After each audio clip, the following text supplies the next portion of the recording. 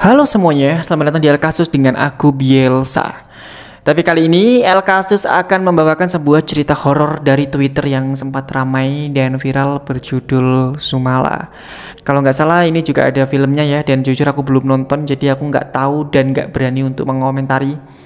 Dan cerita ini diambil dari akun @bangbets dalam sebuah artikel thread di X atau Twitter. Terus aku membacakannya kembali untuk kalian yang mungkin suka cerita horor. Dan artikel ini juga aku baca di websitenya IDN Times, yang nanti akan aku taruh linknya di bawah. Jadi kalau misalkan kalian suka horor, ya siapa tahu mau dengerin atau mau baca ini, karena ini adalah cerita yang menurutku cukup serem. Jadi gak usah basa-basi, siapkan diri kalian.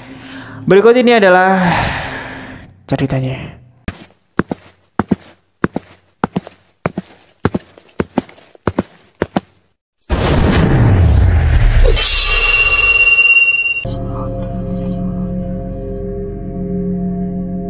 Jadi diceritakan ada pasangan bernama Sulastri dan juga suaminya bernama Sujiman. Mereka itu hidup dengan bergelimang harta pada sekitar tahun 1948. Mereka memiliki rumah dengan 2 lantai, perkebunan yang luas hingga peternakan. Akan tetapi sayangnya mereka juga belum memiliki keturunan. Sulastri akhirnya memutuskan untuk melakukan perjanjian dengan makhluk gaib. Dia itu menjalani sebuah ritual yang didampingi oleh seseorang yang biasanya disebut dukun atau paranormal. Ya, dengan tujuan adalah untuk membuatnya memiliki anak. Setelah ritual tersebut dilakukan, Sulastri itu dikabarkan mengandung anak kembar. Sang suami Sujiman itu menyambut kehamilan istrinya dengan sangat sukacita. Akan tetapi, setelah bayi kembar tersebut lahir, Sulastri dan Sujiman itu tampak terkejut dan kaget karena mereka itu melihat bahwa salah satu kondisi anak mereka itu memiliki fisik yang mengerikan. Jadi ya, salah satu dari mereka itu seperti gumpalan ari-ari yang bergerak dan mengeluarkan suara tangisan. Beruntungnya, bayi yang satunya lagi itu memiliki fisik yang normal, namun tidak menunjukkan tanda-tanda kehidupan. Melihat kondisi tersebut, Sujiman itu langsung membunuh bayi yang berwujud mengerikan dengan tangannya sendiri. Setelah itu, bayi yang memiliki fisik normal itu kemudian mengeluarkan tangisan dan dapat diselamatkan. Bayi yang selamat dan memiliki bentuk tubuh normal tersebut itu diberi nama Kumala. Sayangnya, dia tumbuh dengan kondisi keterbelakangan mental, mirip seperti anak autis. Selanjutnya ya, Kumala itu tumbuh dengan mendapatkan perlakuan kasar dari kedua orang tuanya. Dia itu seperti anak pada umumnya yang ketika dimarahi orang tuanya itu memilih untuk diam.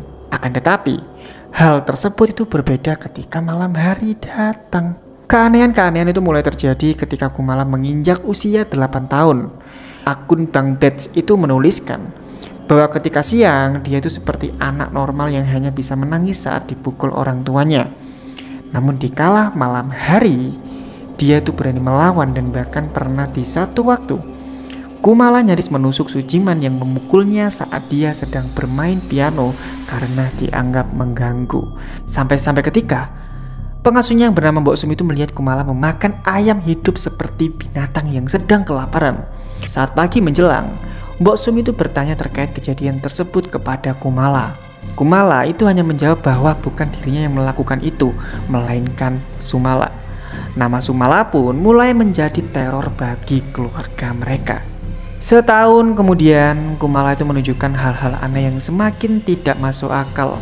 Dia itu sampai mengamuk dan mengobrak-abrik saat terkurung di kamarnya. Sampai suatu saat, Kumala itu berhasil kabur untuk bermain bersama anak-anak di desa sebelah. Akan tetapi, dia justru mendapat perlakuan yang gak mengenakan. Setelah kembali ke rumah, Kumala itu dihajar habis-habisan oleh Sujiman karena dia itu berani keluar tanpa izin mereka. Beberapa hari setelah kejadian tersebut, anak-anak yang merundung Kumala tadi itu dikabarkan meninggal dunia dengan kondisi yang sangat mengenaskan. Salah satunya adalah Sukro, yang mana dia itu ditemukan meninggal dunia di sela-sela akar pohon beringin tua dan tertutupi dedaunan kering. Yang menakutkan lagi adalah kondisi kepala Sukro itu pecah seperti dihantam dengan suatu benda tumpul. Merasa ada yang tidak beres dengan sang anak, Sujiman itu lalu mendatangi dukun untuk mencari tahu penyebab kejadian aneh yang menimpa Kumala. Setelah dari dukun, Sujiman itu langsung kembali ke rumah dan mendapati kondisi rumah telah berantakan. Dan Sujiman juga mendapati Pak Sukir, yang mana ini adalah orang suruhan Pak Sujiman. Pak sopir itu sudah terkapar bersimbah darah dengan leher yang nyaris putus tepat di bawah tangga. Seakan-akan Pak Sukir itu terlempar dari atas rumah. Dan sementara Sulastri istrinya itu sudah sekarat tersandar di samping kasur kamarnya dengan perut penuh luka tusuk. Setelah kejadian tersebut, Sujiman meminta bantuan warga sekitar untuk menemukan Kumala yang sudah kabur. Dia tuh menyuruh warga untuk membawa senjata masing-masing dan mencari Kumala dengan hati-hati. Selama pencarian tersebut, warga justru menemukan Sujiman yang sudah meninggal dunia di areal perkebunan jagung. Kondisi kedua mata Sujiman itu tertancap kayu hingga tembus ke belakang kepalanya. Sejak saat itu, warga itu nggak menemukan Kumala dan memberikan himbauan kepada anak-anak agar tidak bermain ke dalam hutan hingga keluar di malam hari.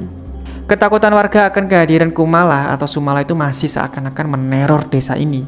Semua itu dibuktikan dengan masih ada banyak sesajen darah di beberapa tempat di penjuru desa ini. Yang mana hal ini dipercaya oleh sebagian warga yang percaya itu ditujukan untuk menahan amarah Sumala. Thread kisah asli Sumala dan Kumala itu mungkin bisa kamu baca sendiri sebelum nonton filmnya. Dan kayaknya sih film ini udah tayang ya 26 September 2024 lalu. Tapi ya siapa tahu mungkin filmnya masih ada gitu kan, kalian bisa nonton lah ya. Jujur ini komentarku soal cerita ini, aku nggak tahu ini benar apa enggak, tapi yang pasti ceritanya itu ada dan menurutku ini cukup keren juga kok ceritanya gitu, cukup menakutkan lah. Ya serem-serem dikit lah. Nah, aku mau tanya sama kalian yang mendengarkan ini, gimana dan apa perasaan kalian ketika aku membacakan cerita horor ini? Kalian tuh bisa menilai agar nantinya kalau aku membahas konten cerita horor lagi, mungkin aku bisa lebih baik dari sekarang ini. Dan jujur ini aku juga nggak tahu gimana ya nada kalau misalkan cerita horor. Aku juga nggak pernah kayak gini gitu kan ya. Jadi ya terserah lah, silakan kalian komentar dan bebas kalian aja gitu kan. Kalian komentar mengkritik atau apapun lah gitu. Jadi maaf kalau misalkan membacakan cerita horor atau treat horor itu kurang menakutkan gitu ya. Mungkin nanti tak kasih backsound hantu biar kelihatan serem gitu kan.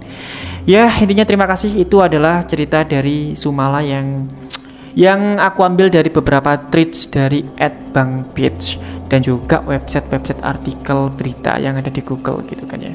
Sekali lagi terima kasih udah nonton El Kasus, dan mungkin kalian bisa komentar di bawah ini sesuka kalian, sebebas kalian, dan jangan lupa subscribe dan juga tekan tombol loncengnya biar kalian bisa dapat